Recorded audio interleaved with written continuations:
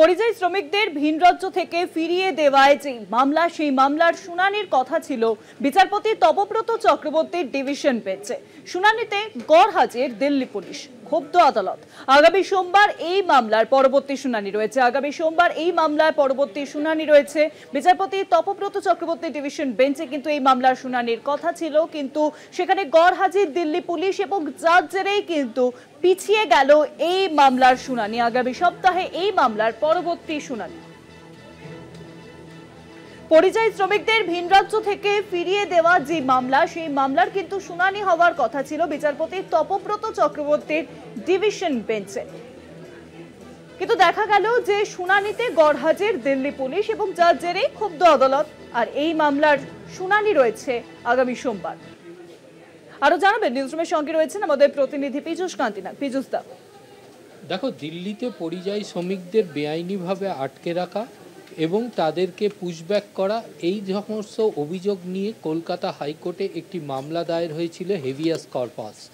যে মামলার এক পূর্ববর্তী শুনানিতে বিচারপতি বলেছিলেন যে দিল্লি পুলিশের কাছ থেকে উপযুক্ত রিপোর্ট পাওয়ার পরই তিনি এ বিষয়ে সিদ্ধান্ত গ্রহণ করবেন।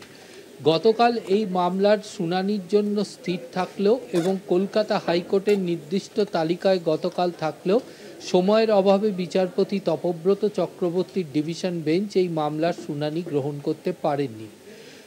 ফলে আজকে পুনরায় মামলাটি তালিকায় থাকে এবং নির্দিষ্ট সময় যখন মামলাটি ওঠে তখন দেখা যায় যে দিল্লি পুলিশের পক্ষ থেকে যে সমস্ত রিপোর্ট এবং নথিপত্র আদালতে জমা দেওয়া হয়েছিল তা এজলাসে নেই। তার কারণ দিল্লি পুলিশের পক্ষ থেকে যে সমস্ত আধিকারিকরা এসেছিলেন তারা গতকাল মামলা না হয় তারা দিল্লি ফিরে গেছেন।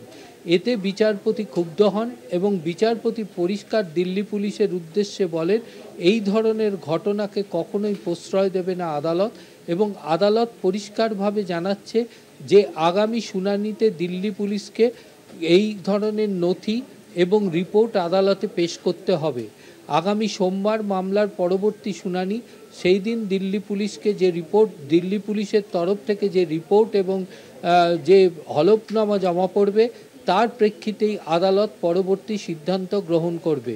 প্রসঙ্গত, এই দিল্লিতে আটকে রাখা যে সমস্ত পরিযায়ী শ্রমিক তাদের ফেরত পাঠানোর পরও অভিযোগ উঠেছে তাদেরকে যেভাবে ডিটেনশন করে রাখা হয়েছিল সেই ডিটেনশনের বিষয়টি ছিল সম্পূর্ণ অবৈধ বা বেআইনি। তার কারণ উপযুক্ত নথি দেখাবার সত্ত্বেও তারা যেহেতু বাংলা বলতেন সেই কারণেই তাদেরকে আটকে রাখা হয়েছিল, এমনটাই অভিযোগ তোলা হয় কলকাতা হাইকোর্টে।